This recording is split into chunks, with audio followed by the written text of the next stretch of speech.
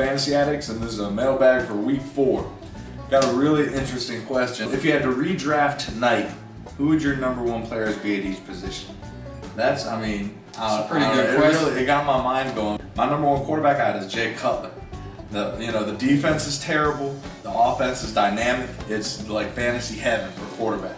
I think I would have to go with Tony Romo. Yeah. Just because Dallas is, more proven team offensively. I like Dallas to put up points on almost any team in the league. I think Cutler's having a great year, but I'm just not 100% sold that he's on the level with Tony Romo. My number 1 running back I would have is Marion Barber. Marion Barber. He sees so many goal line carries.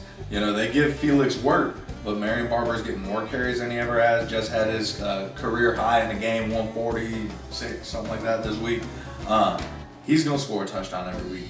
Well, for my back, I would have to say this is the guy that will score you a touchdown or maybe 2 every week in the past. LT. He's been struggling a little bit at the beginning. He just got his first touchdown, his first 2 against the Jets. But I like him to bounce back and have a big, finish the season really big, strong. And I think he could end up in the neighborhood of 20 touchdowns. My overall top wide receiver would be T.O. See, with all those drops, he had 2 or 3 catches for 27 yards last week. He can disappear in a game. He can at times. He can at times. But it's T.O. Who's everybody's top receiver after Randy Moss? Well, before the season it was T.O. Now I'll put Brandon Marshall on both of them.